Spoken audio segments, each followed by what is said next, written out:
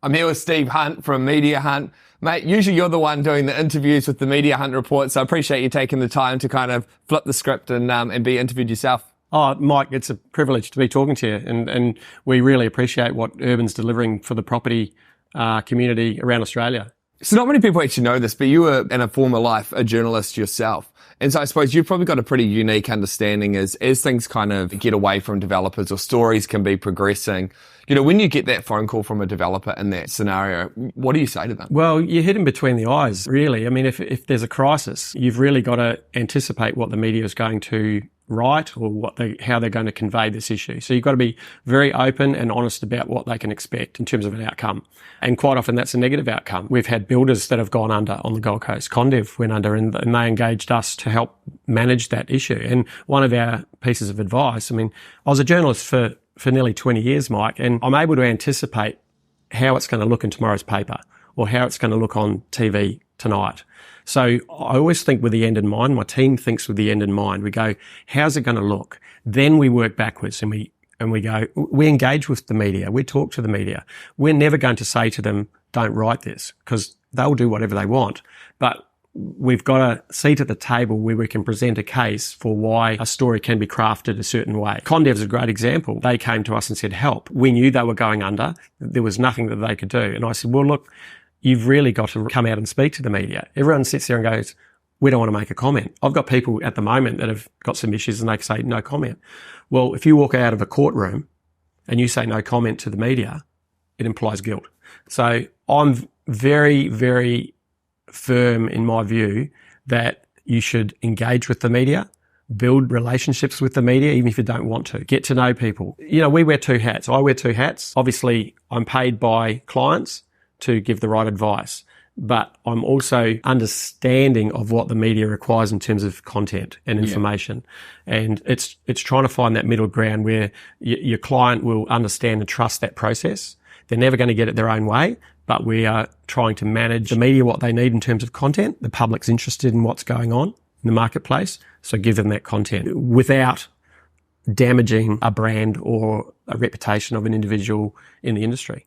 Are there any circumstances where you would tell one of your clients to not speak with the media, or is it pretty much always better to kind of get out and get in front of it? It's a good question. I think the best thing to do is remember that you can talk to the media off the record. Yeah, often I've seen it or heard about people, you know, being able to talk to journalists and say, you know, this is off the record. Is that a reality? Do they actually honour that, or how does that process work? Look, in 35 years in the media, I've never had a situation where I've given information or my client's given information to the media and it's been reported when it was off the record. Right. So it's very important. There is a code of ethics within journalism, believe it or not, and journalists do take their job seriously. Clients might not see that because they might see a story being negative about the industry or, you know, this builder going under. But what they are doing is they're reporting facts.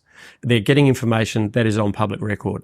You can't stop them writing that. I mean, I've had a client recently say, I don't want to say anything. And I go, well, if you're not going to say anything, all you're going to get reported is what someone's saying that is bad or negative about your company. At least by putting your position across, you're balancing the argument. I would always advise my clients to make a comment, even if it's one or two sentences, because the reader, the viewer, will then go, okay, well, that's a reasonable argument. If it's a reasonable response, you're balancing the argument. If you say no comment, you're just going to go, well, these guys look pretty guilty because all of the information there does not support, you know, what they're doing. So we've spoken a bit about crisis management, but what about the other side, which is really around getting on the front foot when things are going well and helping support a project launch be really successful? And how's that changed, and what role does kind of social media play as far as that traditional versus social? Yeah, so the whole media landscape's changed, Mike, dramatically in the last 30 years. Gold Coast Bulletin back in the day probably had 70 journalists, whether they were sub-editors, photographers, cameramen, people going out hunting stories and so on and so forth. That's changed. There's probably 10 to 20 in an organisation like that. That spreads them a bit thin. So if you're a trusted source, which we are, we've got the relationships with media nationally. We've got good relationship with you, with Urban. We've got good relationships with everyone because the content we provide is what they're after. So we always think with the end in mind. What does the Gold Coast Bulletin want in relation to this crisis issue? We know what they want, so let's give it to them. Let's not sugarcoat it. What's real is real. However, you know, on the positive front, when we are launching projects, we're giving them news, and it's a property town. Southeast Queensland's a property region. I think we're a property country. We're a property country. And so we're providing content. So we're a conduit between our clients and the public. And the media want those stories. I guess the thing is like between the people that work on the project, the people that are going to live there, the people that live in the local community, major developments affect thousands or tens of thousands of people, both directly and indirectly. So it is news, right? Yeah. And I think also social media you mentioned before is also creating challenges. We've got major challenges with growth. We've got light rail that have started construction on the third stage of light rail, which has been very controversial. So the third stage goes from Mermaid Beach to Burleigh. At this stage, it'll go to Coolangatta Airport. But I live in Palm Beach, and there's not a lot of people in Palm Beach that want it. And there's a lot of misinformation going out there. Traditional media, I go back to the Gold Coast Bulletin because we're talking about the Gold Coast. It's very important to talk to them about what's appearing in social media, what we're getting in terms of data, what our clients have got in terms of data that either support light rail or don't support it.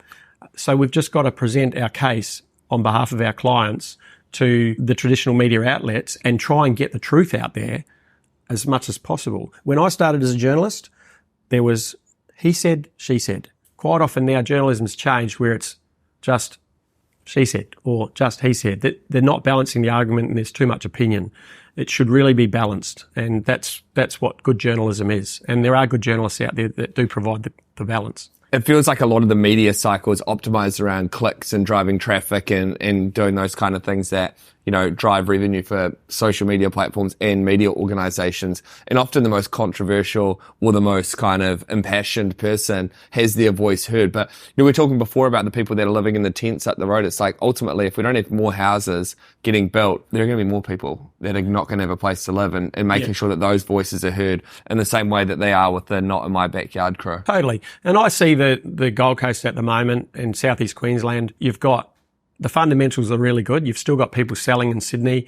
They might sell their home for 5 or 6 mil and they'll buy an apartment on the beach or near the beach for 2 or 3 million. There's their retirement fund. And then you've got people who are struggling with interest rates. So there's definitely challenges. There's still developers that are selling projects and selling top-end product on the southern Gold Coast at the moment. And you wouldn't know it, but it's amazing the demand.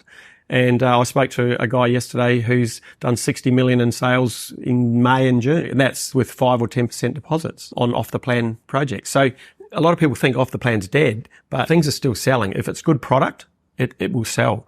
There's still demand. There's still 15,000 people coming.